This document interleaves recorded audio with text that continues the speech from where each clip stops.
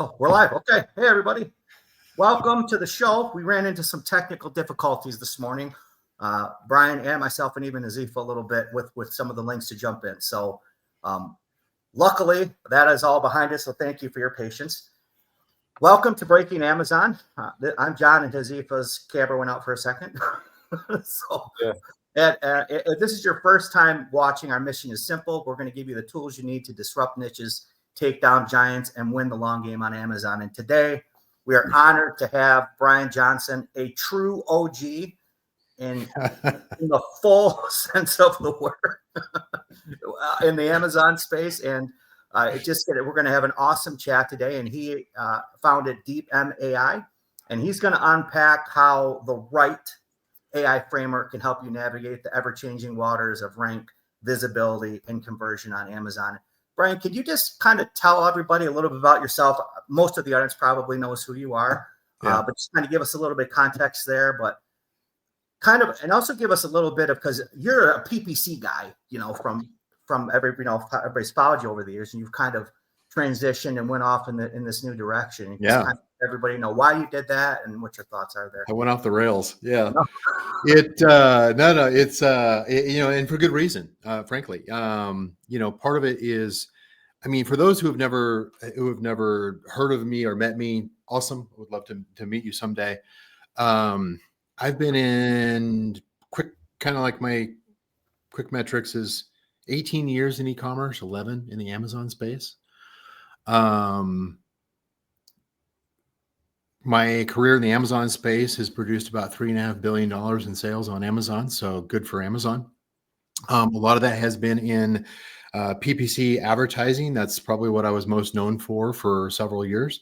And it was just over the last 2 years that I had pivoted based off of, some academic pursuits that I had. In other words, I always knew that the advertising, like every other advertising platform in the world, was always going to continue to get more and more expensive, right? And more out of reach out of the average seller. And so naturally we look for alternatives. Okay, let me shift from the 40% that is sponsored ad sales on Amazon to the 50% that's organic search sales on Amazon. And so I intentionally pivoted over there primarily to say, okay, how do I'm not convinced that A9 is a black box that nobody can figure out, that we, only through stolen algorithms and stuff we can, I remember doing those sessions, where we'd fly like 10 people in from out of state, and we just sit there and say, okay, somebody's got a hold of the latest algorithm. What can we decipher from this over a period of a weekend, right? We used to do that kind of stuff. But ultimately what I always had my philosophies and my theories about how the system behaves, how it predicts. And I got a lot of pushback on that, and I was okay with that. And I knew, though, that if I had enough data, I could answer a lot of my questions, right?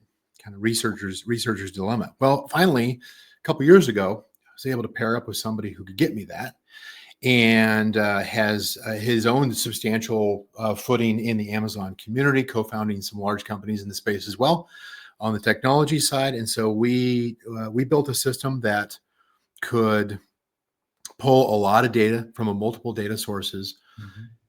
Ultimately, kind of the short version of that is I know it's a strong claim, but we've reverse engineered most of how A9 sorts products on Amazon and came up with a whole signal stack methodology and a whole system to be able to predict ranking, observe what it takes, what exactly A9 wants, and how to manipulate that in order to beat competitors for ranking. And we got really good at it because we just got out of beta. We were in beta for 2 years.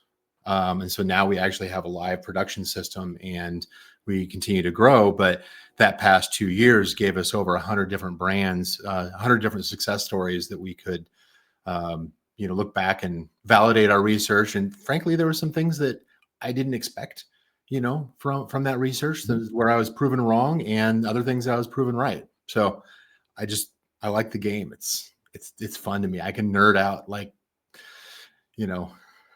with not the best of them, but the mediocre ones I can do great at.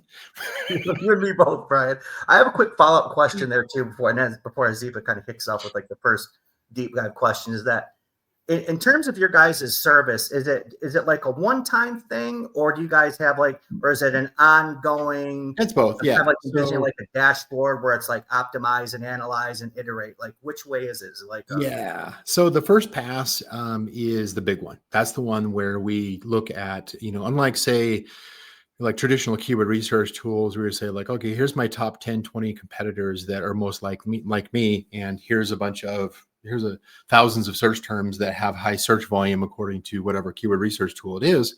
Mm-hmm. We took a different philosophy as far as our approach is we look at the entire niche. And so that's how we're able to reverse engineer A9 is we look at how does it behave across not just the top 10 or 12 candidates, but top 300, right? Across hundreds of search terms. And so what that translates into from a data standpoint is we have a deep learning model that we built years ago that essentially looks at probably 15 to 20,000 different data points and comes up with 30 to 40 million different observations. Just a stupid amount of, like per product niche, right? That's one product niche. Like that what that equates to is kind of the general industry rule of thumb on that is that would be about 30 to 40,000 man hours that a brand would have to spend on their own product niche just to analyze their competition and then do it every week, right? It just wasn't feasible, right? It's never been feasible, but technology caught up with it and we were able to build a system in order to take advantage of that. And that was even before the language models came out. Language models are cool, but it couldn't do what we're doing. So that first pass is a massive data collection and analysis, and that's how we're able to come up with this A9 reverse engineer. Now, the real magic, in my opinion, is not just figuring out like what does A9 want and by how much, not just, A9 prefers in this particular product niche, title has an 18% impact on A9 on ranking, right? 30 days sales velocity has a 16% impact on A9, etc. Right? There's over 100 different signals you can do. What really comes into play is the ability to every single week. This is the ongoing part, is to pay attention to what. We know what the signals are that A9 wants. We can measure how well optimized is every product, every search term for each of those signals. So now we can compare all the competition from week to week to say, okay, who's strongest, who's weakest, what are the strengths and weaknesses throughout? How do I continue to optimize and increase my strengths so that my strengths weigh more than my competitors' strengths and therefore I rank higher, right? So it's, formulaic in that sense. But that changes every single week because nobody stands still. Nobody just all the competitors don't just create a product listing and just sit it and just like, okay, I'm just going to wait until see what happens. No, they're constantly optimizing. They're constantly making changes. They're working with content agencies and PPC software and everything else. Right. And so it's always changing.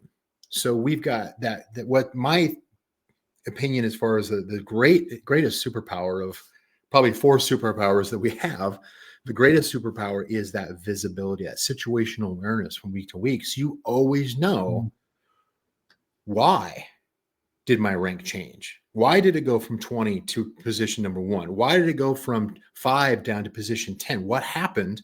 How do I answer this question? And we can do that because we can tell you this is exactly what happened, when it happened, and here's how you fix it.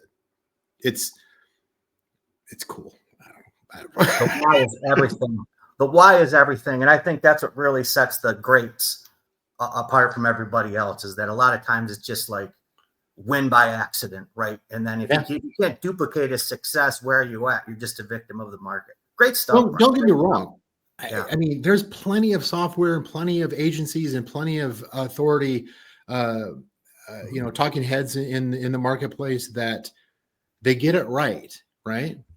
They get it right some of the time. In my corner, I'm focused just on A9 organic ranking, right? And how do you get control of that ranking? Because it's 50% of the sales. So I'm not going to claim that it's the best thing out there, but man, it's damn good. Well, that's exciting stuff. All right, Hazifa, what do you got for us? Let's dig in and learn some stuff. Yeah, on to the questions. We have a few Amazon advertising questions related to ranking, a few questions related to SEO, a few questions related generally to the algorithm. And for those of you listening here from Pakistan, Brian's content back in the day, he had his own Amazon PPC community, and there was this Q&A. Mhm. So that was pretty popular here. Like I would tell people, go in. Brian has this amazing Q&A, this whole thread, and you need to read all of it. So great How stuff. old is that? Yeah, that's like as far back as Like 8 years 2021. old, man. Yeah, that's like That's 2020. scripture, Brian. That's PPC scripture. There Yeah, you go. Yeah. I mean, It's a C scroll. Yeah. 100%. I'm sure that whatever your company is doing right now, it must be really amazing, and I'm very curious to check it out myself as well. So, on to the first question. Very situational question. We compare two scenarios here, right? We have one keyword that is generating 10 orders a day from secondary ad placements with lower engagement, PDPs, rest of search, and then we have another keyword that is generating 8 orders a day, top of search, much better CTR, much better conversion rates, and it's one of those categories where just top of search naturally performs better in terms of CTR and conversion rates. The A cause is pretty similar, everything else is fine. We compare the same keyword across two hypothetical scenarios. Which one is more likely to rank? All right. So just kind of, I'm trying to think now as far as like going to, so you're saying as far as like one was 10 orders a day and then was 8 orders a day, right? Top of search, stronger click conversion.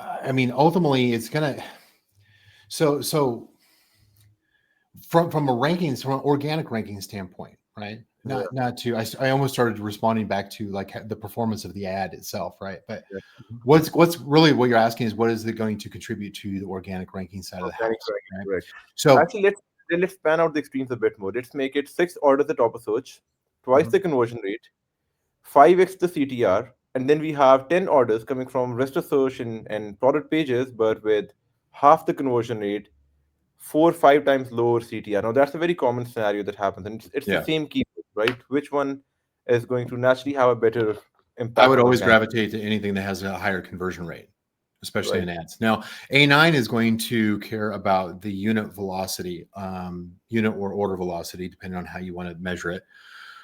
Those actually are measured differently from an A9 standpoint, but that's semantics there. It just cares about, can it attribute the search? In other words, you can run a keyword ad, right? And that keyword ad is going to match up to a consumer search term. It's that search term that converts that is the signal to A9. It doesn't care about the keyword ad you're running, right? What it cares about is what is the search term and what is the attributed product that it's sold on, which is a problem with sponsored ads, of course, is you have to make sure that it's like, okay, I ran an ad on one product, but it actually sold for the search term on one of my other products, right? That makes a difference because A9 understands what actually converted. If you don't have, if it's not a keyword ad, display ad, sponsored, brand ad, something like that, then that's when we start getting into more of the speculation of relevance to like title content and that kind of stuff, as far as what's going to be attributed from a A9 standpoint. Right. Now, the follow-up question to this, and that really stems from my curiosity of just, I've always been a very obsessive observer of how ranks are moving and just really trying to find my own observations. The one thing that I've noticed over the years and across a lot of categories where top of search does convert better is that top of search has generally always helped me get my ranks up better, and then rest of search follows that. So if I'm getting orders from top of search and rest of search, I would see that these keywords are just ranking better. And then with keywords where it's very product pages heavy, I would not really get my ranks up as fast as I would from other keywords which are more SERP placement heavy, right?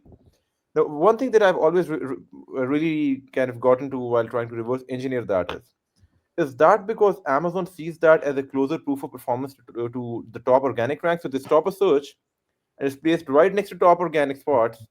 And there's perhaps no better proof on Amazon that this listing can also do well if it's organically ranked at the top, right? It's almost like if I'm picking a kid for a debate competition, I'm going to pick someone who's really fluent in speaking, not necessarily the best nerd in the class, right? Who gets the best Yeah. grades. So That's a good question. It's, ultimately what's going to be, it's, the argument as far as like, okay, is this suggesting that this product performs because it shows up well in advertising, right? And I would argue that the, top of search, that's it doesn't have the direct impact on, yes, you're going to have more engagement, you're going to have more visibility, certainly, and that leads to a conversion, and it's the combination of those that's going to send signals to A9 for ranking. From a platform, it's not necessarily suggested that it's going to improve the rank. It's more of, because the advertising model obviously is a profit center for Amazon, and so it'll gladly take your money and it will show it, and you'll get higher prominence, you'll get higher visibility. But ultimately, it's what does it convert at the end of the day that really is going to signal A9 that, and it's never, there's, out of over 100 different signals that you can send to A9, there's only, 10 to 12 that really matter, right? They're really going to move the needle. And PPC, ultimately, at the end of the day, PPC is one contributor to one of those signals, as far as the short-term sales velocity. And so it's not necessarily just having a prominent ad top of search. Yes, you want that kind of attention so that you get those conversions, but I wouldn't say that it necessarily signals to A9 any additional value because of the top of search placement. It's more of, does it convert? And therefore, that's kind of where I was saying before, is like, I always lean into the ads and the targets that have the higher conversion rate advantage, because that'll pay off when it comes to ad profitability. That'll pay off as far as being able to hold a rank once you get there. So, right. Yeah, makes sense. John, do you have a question? Good stuff. Yeah. Mine's kind of on this. There's a lot of like folklore out there, and this is why me and Hazif are really excited to get you on the call today. A lot of speculation, I think. Yep. And it's cool that you're actually dedicated your entire professional life to digging into just this, because it's such a deep subject that, like, you really need somebody to, otherwise it's just speculation. You're throwing spaghetti at the wall, right? Yeah. And I think one of these relationships between like rank, I think, is this. I'm curious to see what your thoughts are. It's kind of this, I think it's illusion, and if I'm wrong, please let me know, between like CTR and rank performance. Right now, clearly CTR is going to have a bearing on rank, because if nobody's clicking your listing, you're not going to convert, right? But there's a number of factors that influence CTR, right? There's like your main image, your review mode, how many reviews you have, what rating, price, all of those things. Main image, everybody talks about main image miracles, I call them, where they optimize the main image and somehow the business magically turns around. But yeah, when you factor those variables in relative to competitors and search, like when you guys were like breaking down your competitive like landscape and how you map all these variables, is there any research on the weighting of these factors, like ratings, reviews, price, search position, and things like that? And then also, factor in SEO, and I know it's an impossible ask for me to say, oh, what exact percentage would you give to these things? But if you could like guesstimate like weight. No, I actually do know, but yeah. Oh, great. So, Yeah. like, what are your Because, thoughts? like I said, like we're literally like pulling, we're analyzing, That's great. tens of thousands of data points for every single niche. And so one of the things that I didn't expect when we did our research over the past 2 years is how is the A9 weights different signals, different rank factors, different depending on the product niche. Now, in hindsight, it made sense once we kind of assessed it. There's examples of things like for a commodity like toilet paper, for instance, they're not going to be going in and looking. It's like, okay, I need 5-star reviews and I need, full images and video and all that kind of stuff, right? No, they don't care about that kind of stuff. Time on page. No, like, is this 2-ply and is it at the right price and can I get it, quickly? Cool. Luxury watch, completely different game. They care less about price a lot of times, right? What they're going to do is they're going to spend a lot more time on page looking at reviews, considering the content, the quality, the reputation, that kind of stuff, right? So it makes sense that the consumers behave differently. And so A9 and the whole system adapts differently depending on what the product niche is and how consumers interact with that product niche, right? And so click-through rate, there's always going to be things in the community that get hyped because they're new. And I understand that, somebody wants to be a thought leader. Somebody wants to sell a service and everything. Been there. I do that myself. So I'm not judging it. I'm just saying, like, it's just a normal part of, Amazon. Some of the big ones right now, of course, are related to like RUFUS and COSMO and, how it completely just upends A9, which no. But we'll get to that later. Right. Sure. But click-through rate is one of these that it makes logical sense that if we can grab the shopper's attention more easily, we can pull them into our product listing. We now have a much higher chance of getting them to consideration and actual conversion, right? Actually getting them across the line. And there's multiple signals along there, including click-through rate, including time on page, including, all the elements that shoppers use in order to make a decision or to evaluate an offer. It'll ultimately, add to cart and then, of course, to purchase. They're going to signal to A9 that that Amazon needs to show this product higher because it's more likely to satisfy the customer, and that satisfied customer is more likely to spend more money, right, on the platform. And so logically, the click-through rate does make sense because there's engagement involved in there.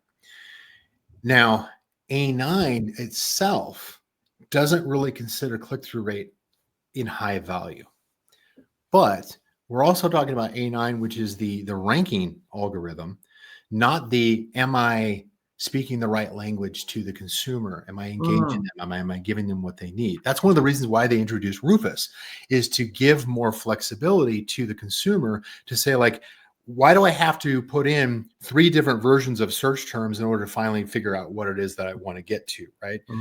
We always, from a brand owner or a service side, we only ever see like what finally got them through to my listing, right? But maybe that was the third search phrase that they used because they were looking at the results going, that's not quite it. Let me change. And I actually want a blue one, right? With RUFUS, they introduced that, and obviously they can be more conversational. They can be sloppy. They can use regional slang. They can use misspellings, whatever, and it'll figure it out.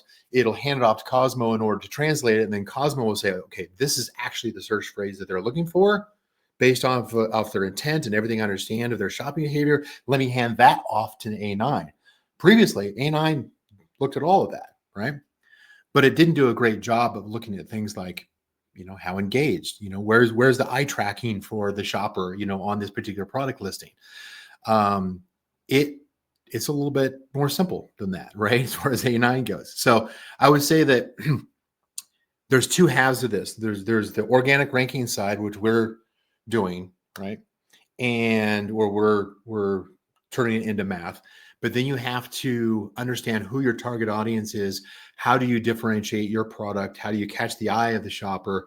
How do you draw them into your product listing so that the rest of this can happen and you get the conversion, and that's going to translate into future visibility. But ultimately, I think click-through rate is important because it is one aspect of, am I finding product market fit with my product to my target audience? Most brands get it wrong because they don't actually understand who their target audience is and what their need is. Therefore, they don't use images and content that speaks directly to their pain and pulls them into your story and say, here's how I want to solve your problem, right?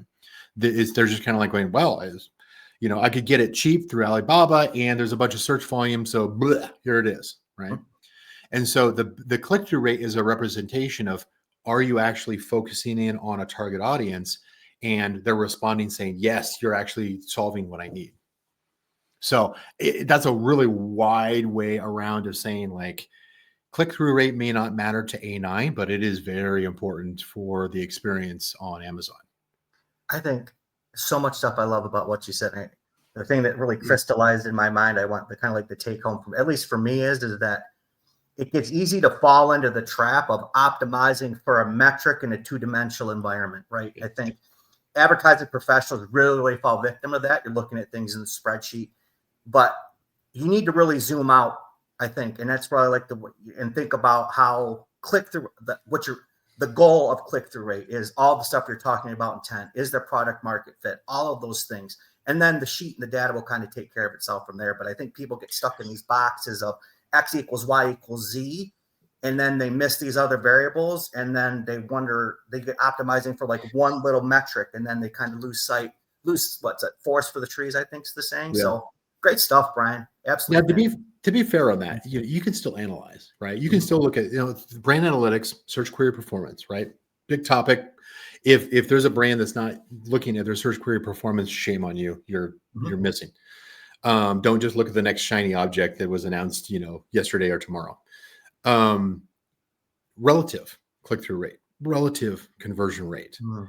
These are your clues as how well, are you actually pointing to your right audience? Because your relative click-through rate, and so it's relative, any metric relative to your competition is what A9 is looking at, right? From that standpoint. It's not, hey, what's a good CTR? What's a good conversion rate? No, it doesn't matter. It matters how is it compared to the rest of your competitors? That's what matters to A9, is your relative strength or weakness. So understanding if I pull a search query performance report for a specific ASIN, don't just do it at the brand level, do it at the ASIN. It's going to give you 100 search terms potentially. And you can evaluate that and say, okay, which of these search terms, first and foremost, do I have where my conversion rate is better than the average, like the benchmark conversion rate? And second thing I'll look at is, what is my relative conversion? Because the relative click-through rate, rather, it's the relative click-through rate that tells me whether or not I am catching my audience while they're searching. Am I even getting in front of them in the first place? Now you have to remove false positives like, my price is twice as high as everybody else, but my click-through rate's really high. That's awesome. No, it's not, because they're not buying, right? Oftentimes what happens if you have a very high price point, they're clicking through to find out, it's like, why is this twice as much as everybody else? That doesn't translate into conversion. Rarely does it translate into conversion. It's simply, and if you're doing that, if you're observing that through search query performance, that's one thing. But if you're observing that through ad spend, that's a big problem, because then your ACOS is going to look horrible and you're going to shut it down and not even pay attention to the fact that maybe there's some secondary. But ultimately what that says is you can filter down to fewer search terms that you're focusing on your ads and your content in order to dial in who that audience is for, with a combination of the click-through rate and the conversion rate. And if your click-through rate is relatively bad on a specific search term, figure it out. Why is my conversion rate so low on this search term? Why is my click-through rate so low on this search term? And assess each one of them. It's a lot of work, yes. But the brands who are winning are doing that. Right. Great stuff. 100%. Oh, Hazifa, we lost your audio, buddy. Oh, yeah. I was saying that with CTR, it's really funny because what Brian is saying, it's also kind of funny how this all kind of tie into each other, right? So if you have a better CTR, that means you are likely to be able to spend more, or you are likely to be able to just get a better sales velocity, right? So like we just talked about, if you just really focus on one metric and you think that's all, you're really kind of factoring out its impact on other ranking metrics as well. Sales velocity, your just chances of getting more interest on your listing, right? It's in general. But yeah, on that, I will head over to another question, right? Which is, it's really funny because I was actually noting down a point, which was A better CTR also allows you to capture more of the impression. And there's brands that complain that, right, I am spending really good on this keyword, I'm converting, and my ranks are stuck. So I'll head over to a question that really stems out of the discussion we just had, which is we often see sellers and PPC managers run into the situation where they have a keyword that has a great conversion rate. They check SQP and they have a better conversion rate than the market. The CTR is better than the market. They have a 15 to 20, 25% top of search impression share, and they're like, you know what, we're spending for a very fair part of the day. Uh, their budget runs all day, so they don't have any room to increase their budgets further. And at the same time, they are also mostly running sponsored products, really trying to maximize their chances of ranking. And the ranks are still stuck between 10 to 15. On paper, it seems like they're beating the market, but they have other keywords that are ranking in top 5, and then there's this keyword, it's indexed, they've done it all. It just doesn't move past 10 or 12. Right. What are they missing out on over here? That sounds to me like an overconfidence that I did everything right, which is a Right. common ailment. Call it rancosis. This is the assumption that I have all the information that I need, and therefore this information is good enough to tell me. And if I don't have the answer, it must be, some competitor who's doing black hat, or, who knows, right? There's a number of excuses. It's the equivalent back in the day. People used to, when they the kind of a morbid analogy here, I suppose, but when people died, they would just say like, oh, this, Joe died of old age, right? They didn't know. He died of something. I don't know what it is, right? Now it's a lot more specific, right? In the future, it'll even be more specific, right? The same thing kind of goes here, is not having enough information is, you can say like, well, my ad died, and therefore, my rank died or something like that. It's like, oh, it must have died of old age, right? It must have just run out of steam, right? But the reality is that most likely what has happened is there is from a ranking standpoint, there's, one of over 100 signals that A9 listens to. And like I said, probably 10 to 12 for each product niche that matter, that are weighted, that price might only have like a 6% impact on A9, title has a 20%, whatever. Mm-hmm. Sales velocity, which is one of these, and there's multiple signals regarding sales velocity, regarding number of units sold. PPC contributes to one of those. And so you could have an awesome performing PPC, but it may not be enough in order to tip the scale against whatever your competitors are doing as far as the velocity that they're sending to signals to A9, because they may have TikTok traffic, and they may be running, a lightning deal or a price promotion or a number of other things. They could have multiple ads that are hitting it from multiple angles, right? And so while we can do our best to maximize, I think you said, was it 15 to 25%? Yeah. On the impression share, the top of search impression share, I usually try to dial in somewhere in the 10 to 15%, but I think that's just my own personal practice on that. So you can maximize, do the best that you can on a single ad that is then attributable to a search term conversion that sends an obvious signal, an obvious signal to A9 that, yes, this converted, and therefore it's more valuable, and therefore, but that's only one signal, right? If you are weak relative to your competition on any other signal, then that's going to hold you back. That's going to create resistance for ranking higher. And that can change from week to week because competitors never sit still. They're always doing some kind of change, both good and bad. It can work in your favor or against you. But most likely, you're not reaching a tipping point. And it's not just velocity. Now, most of us have done some kind of a promotion. I'm still a strong believer in like search, find, buy promotions because it works really well, right? It still does. I see it every week.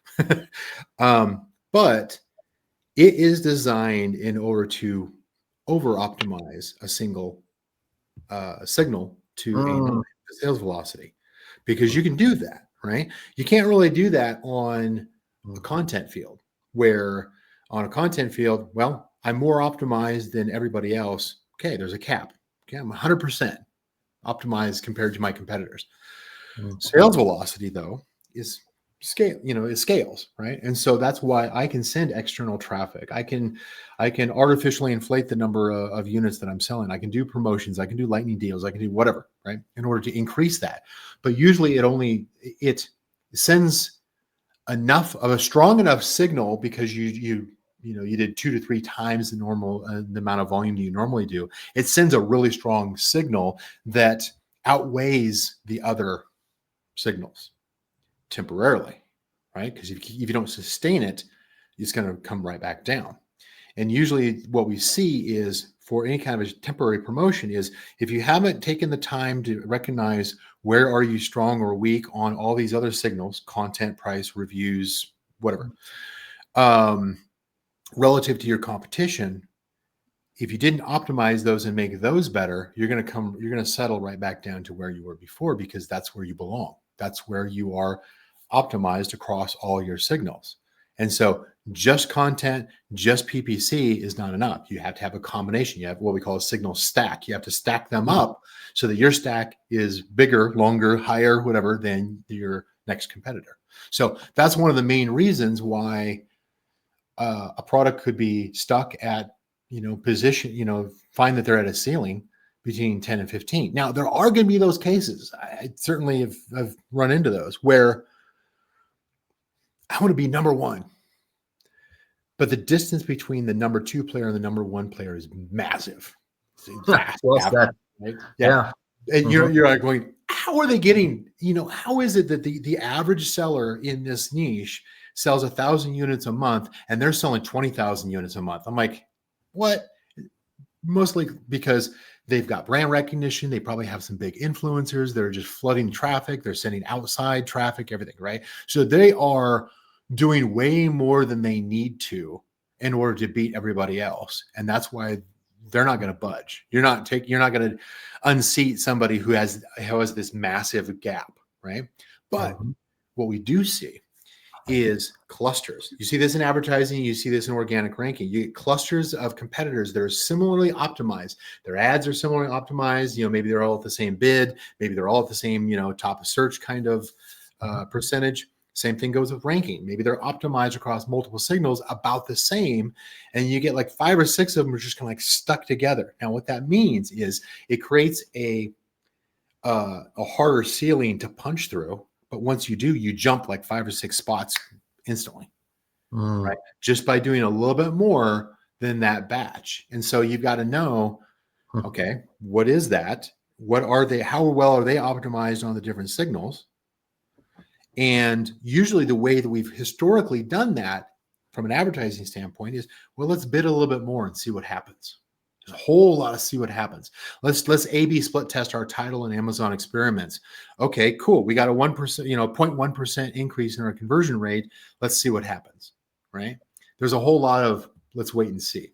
There's not a whole lot of prior to what we're doing, being able to measure ahead of time, where's everybody at, so that we know before we even start any optimization, before we start any ad spend, any promotion, we know whether or not it's feasible for us to beat competitors, and how many competitors can we easily beat in the first 4 weeks, let's say.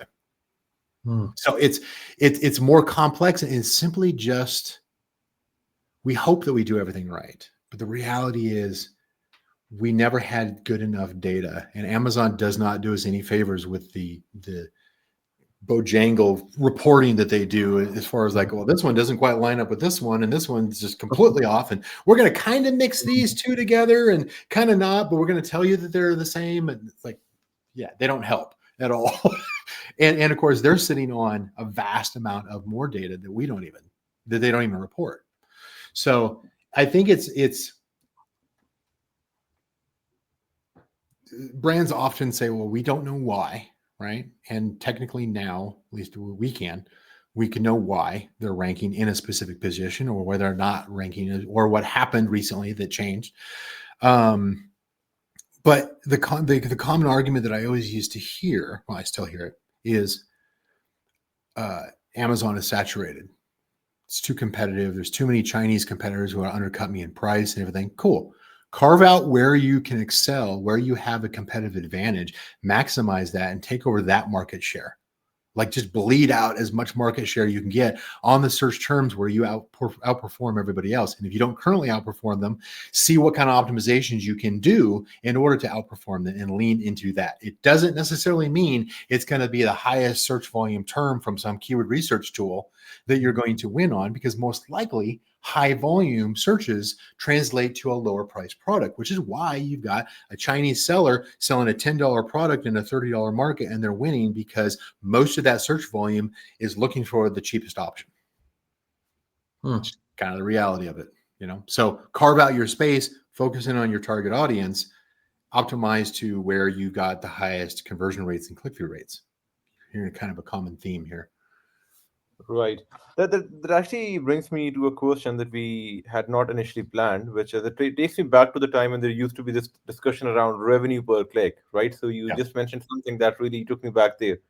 Now you have an item that sells at a $10 price point, right? Converts at about like 35%. And then you have another product priced at 30 that converts at about 13-14% naturally, right? It's a more expensive product. It's perhaps not so realistic for a $30 item to convert at the same pace as a $10 item. Where does that higher price item with a very good conversion rate respective to its price stand compared to that low ticket item with a naturally better conversion rate, right? In terms of, how does Amazon go about seeing that? Does a product with a higher price point have an equal chance of ranking there at the top simply because it's pulling in more revenue per sale, more revenue per conversion? How does that?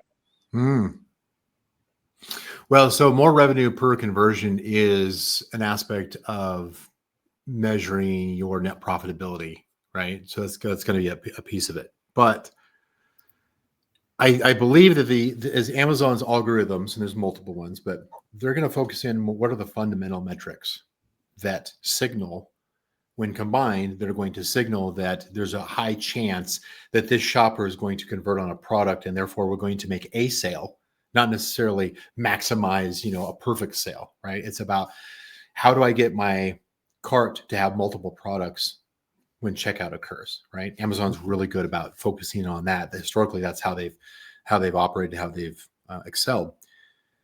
We, as brand owners, we commonly look at price at the product level. So if we take our favorite search term and immediately we dismiss the fact that, okay, I'm gonna see who I'm competing against. We put in a search term, we say, okay, here's who I'm competing against. And you look at, okay, here's my top 10 competitors, let's say. What are their prices? Okay, I'm in line with everybody's prices here. The mistake on that is they immediately jumped off of the search term and they jumped on to comparing the product prices. And said, like, well, I'm in line with everybody else. And they stop there and say, well, I'm competitively priced. No, you're not.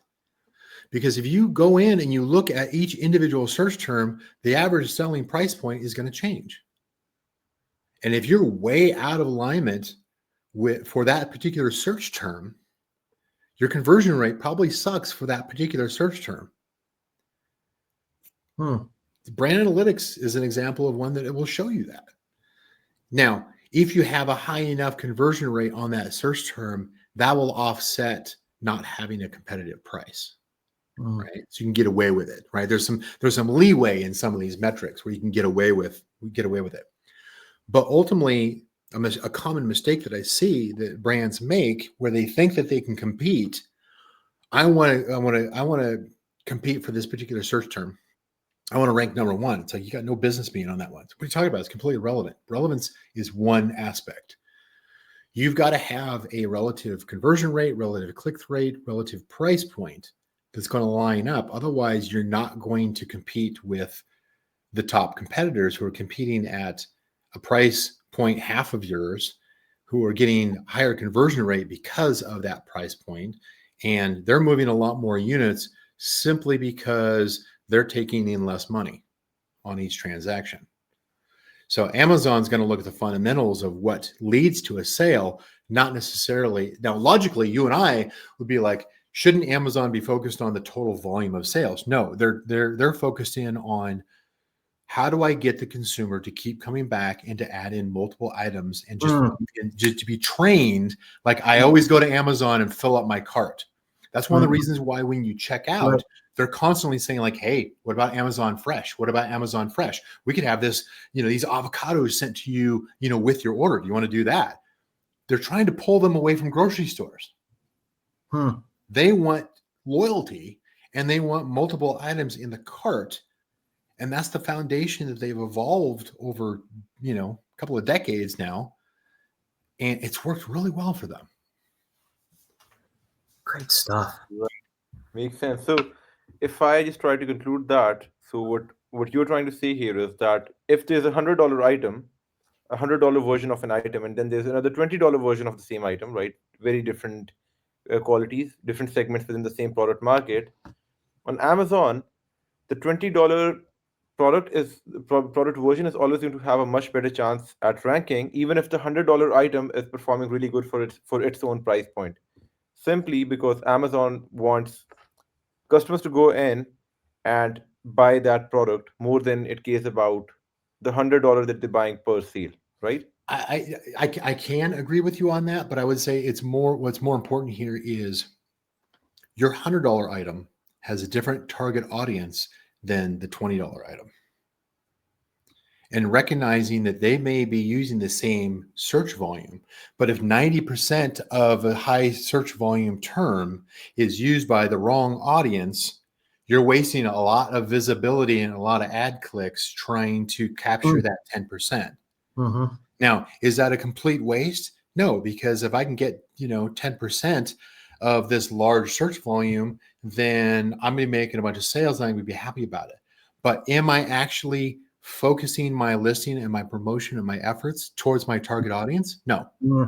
You're doing impulse shopping. You're catching a piece of it. When really what you could be doing is, how do I own a higher market share on an individual search term that is more like my target audience based off of what I know? And that's going to be, they're willing to pay a higher price point on average on these specific search terms. So instead of just trying to shotgun and say, I want the high volume search terms the keyword research tell me, I'm going to narrow in to a tighter audience using fewer search terms that are more in line with my price point. And I'm going to own more market share on those because I'm going to outperform all my competitors for that target audience. It's the same thing that we would do when we're considering like, oh, I'm in the US marketplace. Should I go to Canada, right? Should I expand out to Canada? And somebody says, well, no, Canada's only got 5%, of the sales that US has, right? But then the argument would always play is, well, how many people are competing? Well, there's only four sellers up in Canada on this one.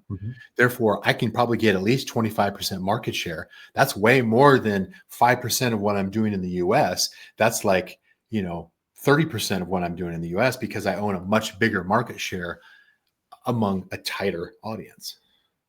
Same concept. But it requires work because you've got to actually go in there and look at it. You can't just go like, oh, I set up a listing. Okay, now what do I do? You got to study the market. You got to understand who your target audience is. Yeah, great point. John, do you have a question?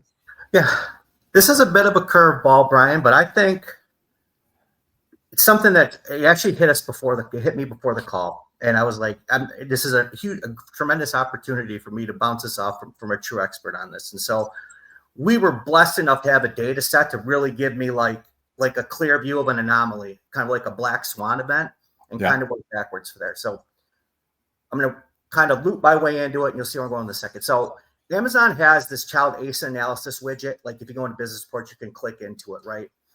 And what it allows you to do is it allows you to see how that ASIN performs against different cohorts, right? So I believe there's like a 75th percentile, 50th percentile, 25th percentile in the top 10.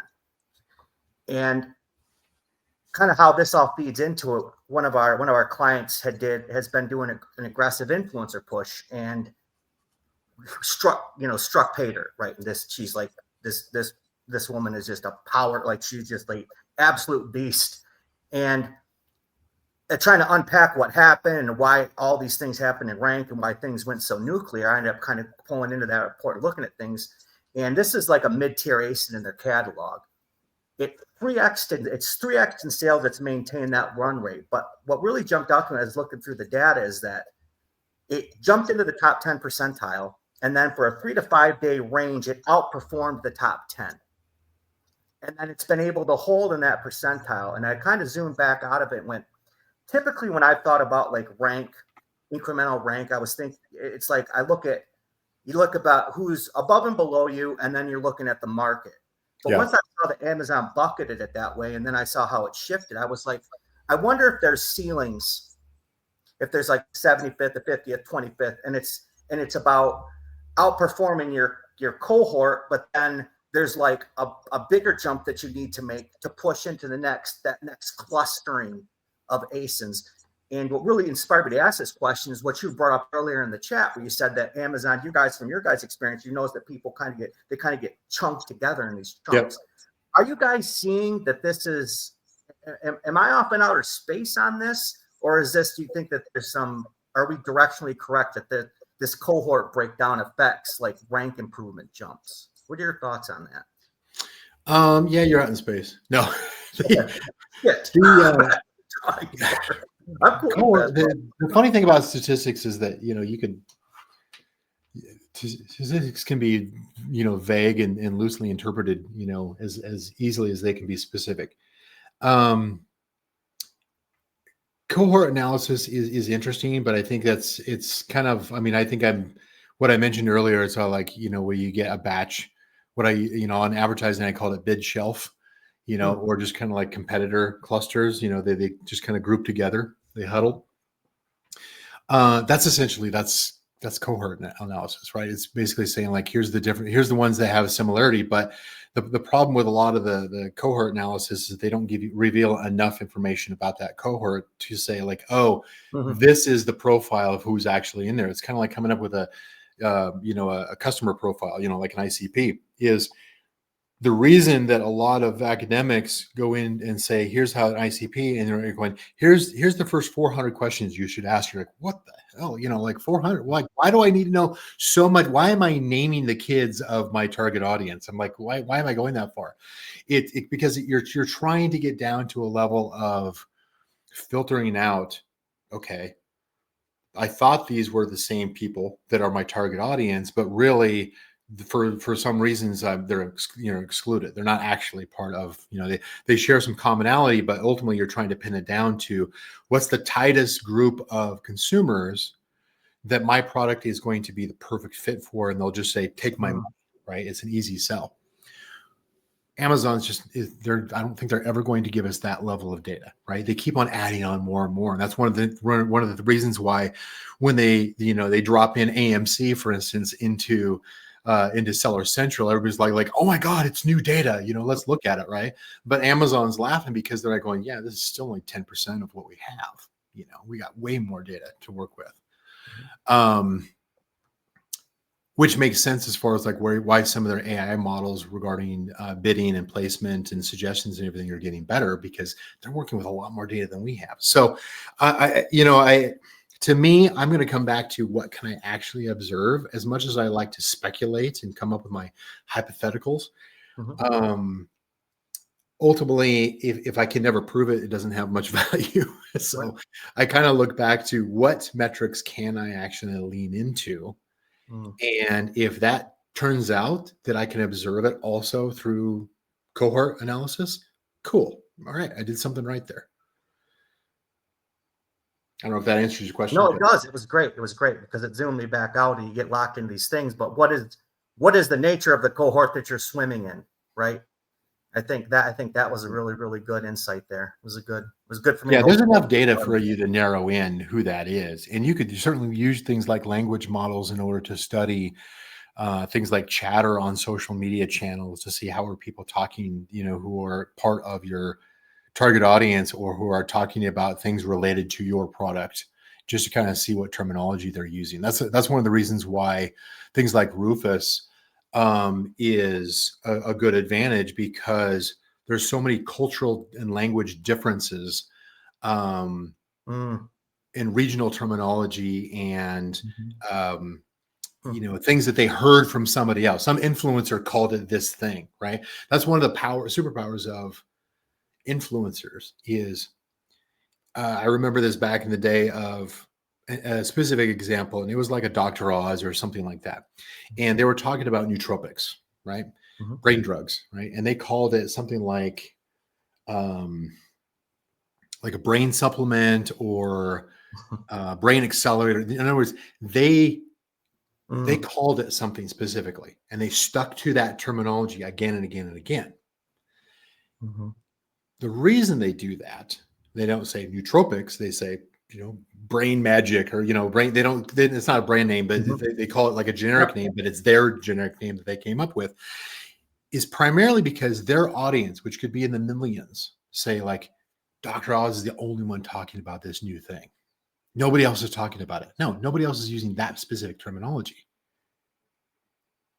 And so the same kind of concept occurs in that they may pull in this custom terminology, or they may have heard a technical term for the specific ingredient inside of this supplement, or some regional term of this is what we call this, mousetrap. They call it this thing here, but over here they call it something different. A9 wasn't really good about that. And so you had to craft your search term and try to click through and figure out what it was. Where Rufus comes into play is that it can interpret a much wider cultural separation and allow people to have conversations and use terminology that's non-standard. And it'll say like, okay, I get it. I understand. I understand what you're going after. Let me hand this off to Cosmo. Cosmo says like, oh, okay, I can actually match up what this intent is with what search terminology the A9 is going to understand, which is more of the traditional keyword-based search terminology, and then it hands it off to A9. And A9 is still operating off the same model. It hasn't changed. It just is getting more qualified search terms where shoppers only have to search once instead of 3 times in order to find what they're looking for. So that's where the power of things like Rufus and Cosmo come into play, because it does a better conversational job of interpreting what the shopper actually wants before handing it to A9, but you're still optimizing for A9. I never looked at it that was a really good kind of like nugget for me, where if a customer, because you do this, we do this stuff when we're in our day-to-day, but we don't necessarily analyze what we're doing all the time. And the fact that if somebody types in a search term and immediately realizes that search list, that grouping of listing is not they want, and then they search for something else, like that, to me, would be a very potent signal to the algorithm that the product mix on that page is not right. And so it would tune for that. Such a great call out there. I never thought about that before. Yeah, there's still a whole lot to unpack as far as how do you optimize for Rufus so that Rufus matches it. Technically it's Cosmo that is matching up the product listings to the intent, and then Rufus is translating whatever language is being used over to that intent. So it's a mix of these models. So there's still ways in order to get more attention and more visibility, including ads, to show up in that first conversation. It's not just keyword based there, but at the same time, when it comes to ranking, it's still using the same system it always has, just from a raw optimization standpoint. Great stuff. I think we got time for one more, Hazifa. What do you got? Yeah. Have we talked about SEO yet? I don't think we have. I think we need to squeeze in an SEO question. Yeah, so on SEO, now there's been a lot of talk around SEO and how it's been changing on Amazon. Amazon updates the title policy guidelines. You go a year or 2 back, there's absolute clarity on how to write title. People are using data dive, they're putting in keywords, make sure they have low title density. Competitors don't have it in the titles. Just make sure it doesn't look too stuffed, as long as you can really write it clean and insert some nice pages in there and make it look nice. and don't really worry about stuffing it with keywords. And you would do that and you would have your listings rank. Then 2025 comes in, and certainly there's all sorts of confusion around how to write titles. Someone's saying go in and make it super, super, super semantic, right? There, just break it down into those single root words. Don't write exact keywords. Yeah. Amazon's like, repeat a keyword more than twice. So with all of that, and with Rufus coming in, and with all the changes happening at the back end, and with Amazon being super aggressive on adopting AI, how do you see title optimization changing? Uh, in terms of just is keyword density still as dominant as it used to be? Is it going to be as dominant? Where is it exactly going, and how do sellers ensure that they can really transition through this entire period really successfully, and not Yeah. get left behind at any period, right? Because it changes week to week, right? So That's a good question. Yeah. Because I would say so as it, a lot of people think that the algorithms and especially A9 change all the time. They really don't. It's very rare that it ever changes, frankly. It's some of the interpretation and some of the conditions that change that people, frankly, they want the algorithm to change because then they can have an excuse saying like, well, the algorithm changed and I don't have any power over that. And I'll call BS on that, So optimization is one of those things. When it comes to SEO, now I don't claim to be an SEO expert. There's somebody who could, walk all over me, right? And I welcome them to come and educate me.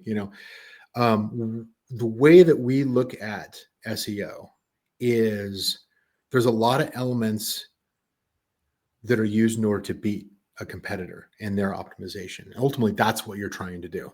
You're not trying to, craft a perfect title, let's say, that meets Amazon's requirements. You're trying to meet the minimum requirements that Amazon wants to see that catches relevance and everything. But really, all you're doing is you're just trying to beat your competitors for the specific search terms that you're going after. This is kind of where there's a common practice of like, okay, let's take a cluster of high volume search terms and we'll just blend them together and we'll put that in the title and that'll get you visibility.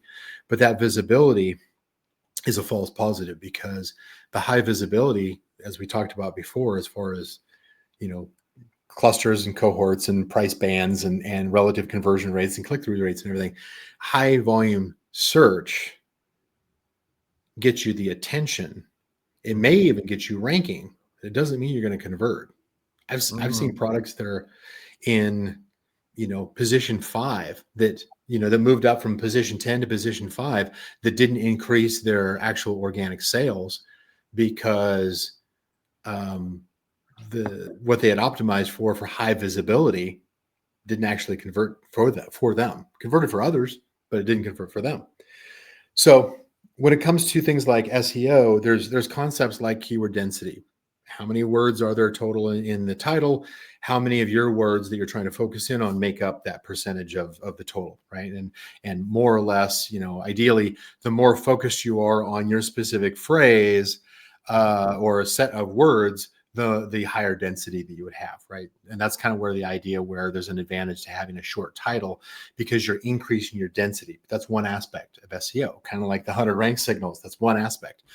Because there's also things like sequence as far as, okay, if I have a cluster of similar search terms, if it's, what's an example?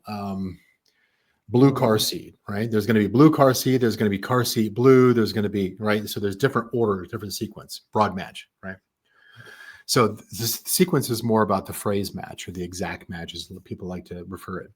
Is it in the specific sequence of the search term that you're trying to rank for, right? And usually it's not a luxury where we can say, well, if I'm only going after one search term, I'm going to put that search phrase into the title and nothing else, and I'll be perfectly optimized from an SEO standpoint because I've got no other words. I'm focused specifically on that one sequence of words. All the words are together, so the proximity, which is an SEO aspect, how close the words are to each other, versus having other words in between, that's proximity. And you get things like placement, which is where in the title, where in the content field is it positioned? Is it the first thing that shows up in the title? Because you've got competitors who are going after a search phrase that you want, and they put it right in the front of their title. They don't even have their brand name on there. It's the front of the title. they've maximized sequence, placement, or position, depending on you want. Maybe not density, but they're nailing 3 other aspects: sequence, proximity, placement, right? But maybe not density. And so they're going to send a stronger signal that they're highly focused on that one search term for that one content field to A9. And therefore, they're more likely to rank higher for you if they've got other things that are lined up with that. They've got some velocity. They're actually converting on that search term. So there's other things that obviously there's no one magic bullet. But the challenge on that is, this is us thinking of it from a mechanical, mathematical standpoint, where like, I just want the metrics to tell me what to do.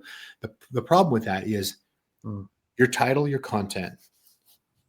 Yes, we want to try to solve, we want to answer, we want to supply the algorithms, the RUFUS, the COSMO, the A9, with what it wants in order to be able to showcase and be able to show prominently your product. But ultimately, it's the consumer that's on various devices.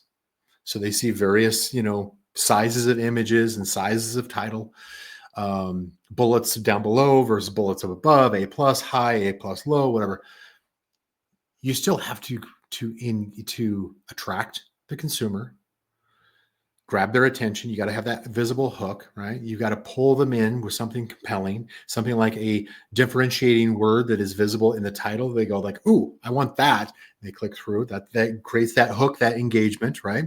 And then ultimately the content satisfies what they're looking for and says like, "This is the perfect thing you could possibly imagine. Here's the checkout button," right?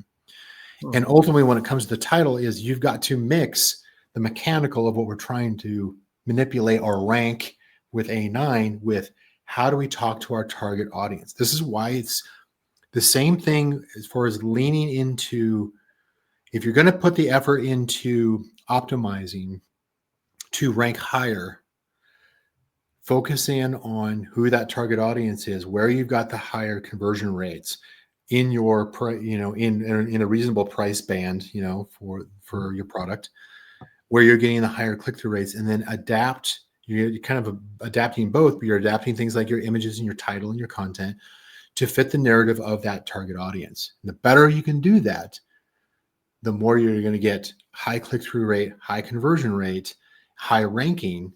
And some of that is just flat out the SEO standpoint of like, look, I still need to catch relevance in the first place so that I show up to the shopper in some kind of search, whether it's RUFUS or natural search results. And so I've got to put some of my words in here that I'm going after that are part of my phrases, if not the phrase themselves. And that only needs to be as good as the next guy I'm competing against for rank, right? And so, but I also need to mix in things like, well, I'm trying to build up my brand name, so my brand name needs to be visible. I need to show this one differentiator in one word, or this one size, or this one aspect of my product that needs to show up. And Amazon, of course, they can say like, well, okay, you have a 200 character title, but we're only going to show 80 of that in most cases. So now you're saying, okay, what's actually visible that's going to create that hook in the first 80 characters?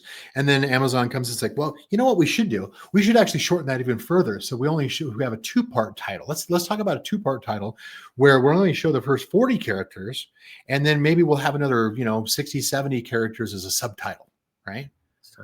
They're constantly narrowing the field, which means you competing against your competitors for that same real estate.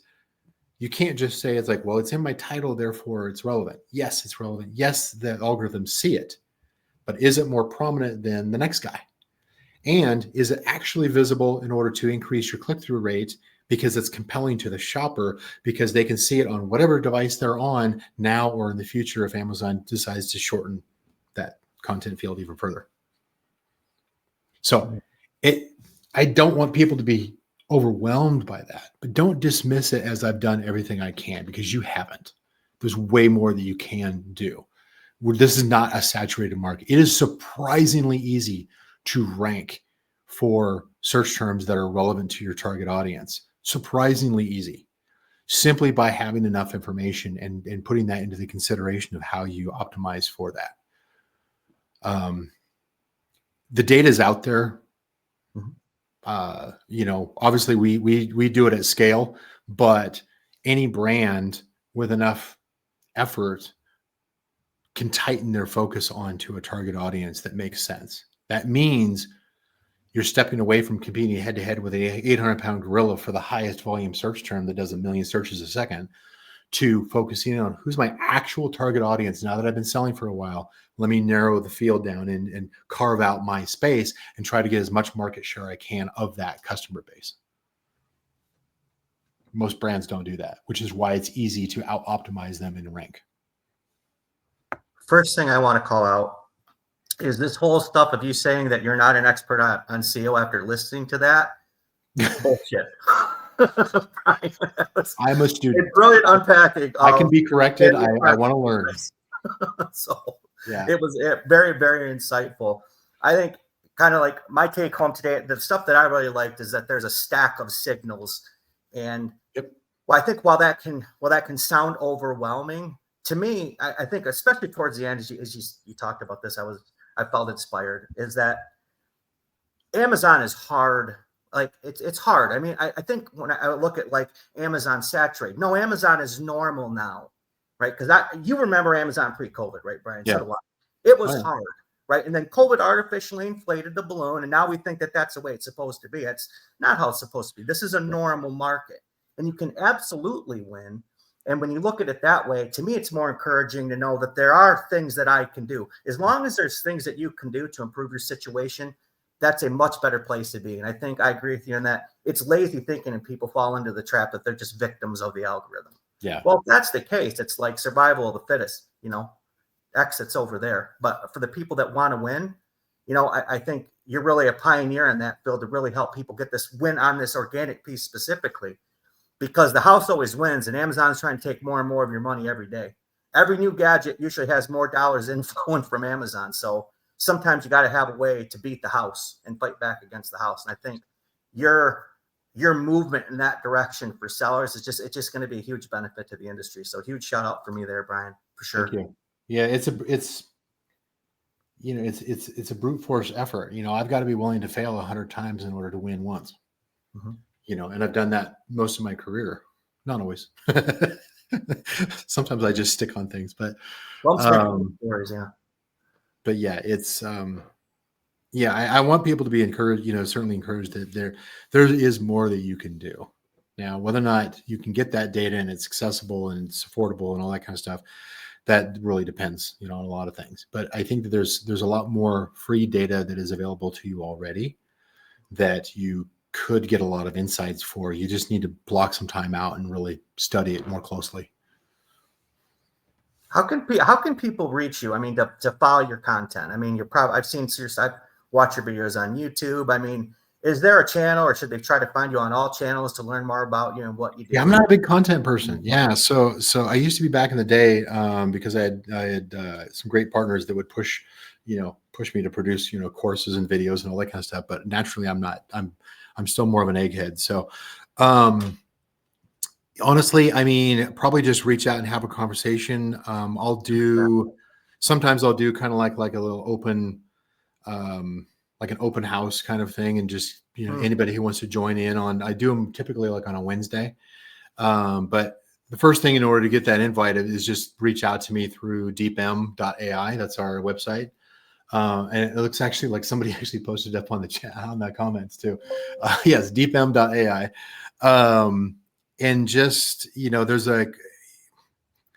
we're not aggressive about it. It's like, if you want to like book a demo or like an intro discussion, I'll probably be the one that jumps on. And so then you can just say like, hey, do I even have a chance here? Does this even work for me? That just kind of starts the conversation. I'm on LinkedIn most of the time.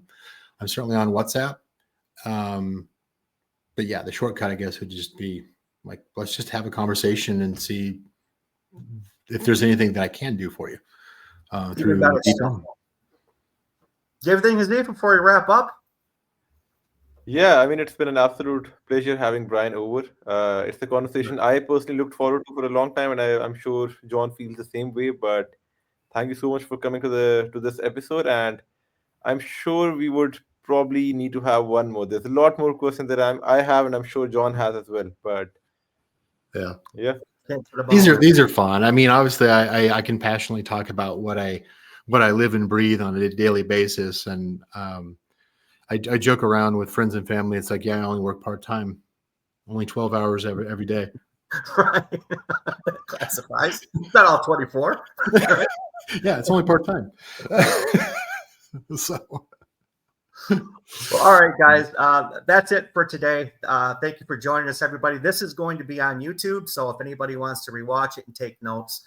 Also, I try to put together kind of like a PDF playbook to kind of like distill some of the major points so that there's action items that you guys can use in your business. You're free to do so. Thanks again, Brian, for being with us. And Pleasure. looking forward to chatting soon. Bye, guys. Sounds great.